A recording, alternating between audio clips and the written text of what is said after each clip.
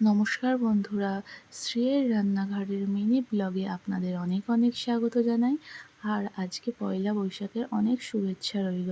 এছাড়াও আজকে আমাদের মায়ের পুজো শুরু হচ্ছে। আজকে অশোক ষষ্ঠী, আর আমাদের মায়ের পুজো আজ থেকেই শুরু হলো। তো সকাল সকাল আজকে অঞ্জলি শুরু হয়ে গেছে, আর বাড়িতে প্রচুর লোকজন। আর এই অঞ্জলি দিতে গ্রামের প্রায় সব মায়েরাই আসে। আজকে যেহেতু ষষ্ঠী, সব মায়েরাই আজকে অঞ্জলি দিতে আসে। প্রায় 300-400 লোকের অঞ্জলি দেওয়া হয়। আর সঙ্গে এখানে আমরা ব্যবস্থা করেছি, এটা প্রতি বছরই হয়, লেবুর শরবত আর মিষ্টি। তো আমরা মায়েদের অঞ্জলি দেওয়ার পর লেবুর শরবত আর মিষ্টি, আর সঙ্গে আমাদের দুপুরের খাওয়া দাওয়ার ব্যবস্থায় ছিল লুচি, ছোলার ডাল, আলুর দম আর চাটনি।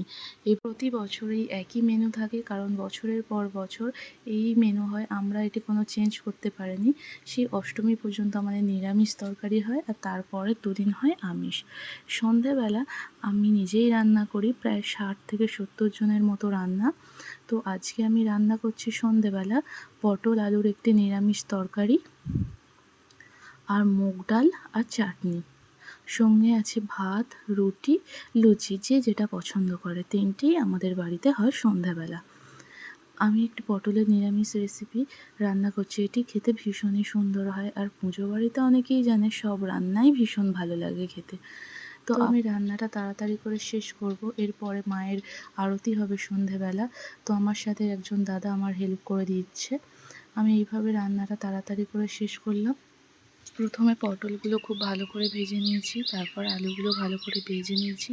নিয়ে কড়াইতে দিয়ে দিয়েছি 5 ফোড়ন, শুকনো লঙ্কা, তেজপাতা, টমেটো, আদা দিয়ে আবার ভাজা আলুগুলো দিয়ে তার মধ্যে দিয়েছি হলুদ, ঝাল আর কিছু ভাজা মশলা, জিরে, ধনে, মৌরি, এগুলো দিয়ে তারপরে দেওয়ার পর পটল দিয়ে ভালো করে কষিয়ে জল দিয়ে দেবো। আটা মাখা চলছে, প্রায় 80 থেকে 90টি রুটি হবে। আর এদিকে আমার পটলের তরকারিটিও হয়ে গেছে, নামিয়ে নিচ্ছি। এরপর রুটি সেঁকা হবে। রুটিগুলি উনুনেই সেঁকা হবে। উনুনে যেহেতু অনেকটা রুটি, উনুনে সেঁকলে খুব তাড়াতাড়ি রুটিগুলি হয়ে যাবে, তাই উনুনেই রুটিগুলি তাড়াতাড়ি করে সেঁকে নেওয়া হবে। আর এখানে আমরা তাড়াতাড়ি করছি কারণ এরপরে মায়ের আরতি যেহেতু শুরু হবে, মায়ের আরতি দেখব, তাই আমরা তাড়াতাড়ি করে খাবারগুলি বানিয়ে নিচ্ছি। কাকিমা আর একজন দিদি রুটিগুলি সেঁকছে। আমরা একটুখানি আপনাদেরকে দেখালাম কিভাবে রুটিগুলি তৈরি হচ্ছে। এবার আমরা চলে যাব মায়ের ঘরে। এরপর মায়ের সন্ধ্যাবেলা অস্ত্র পরানো হবে। দেখুন মায়ের অস্ত্র পরানো হচ্ছে, আর তারপর আমরা একটা স্ত্রী করব। এই পর্যন্তই আজকে আমাদের মিনি ব্লগটি থাকলো।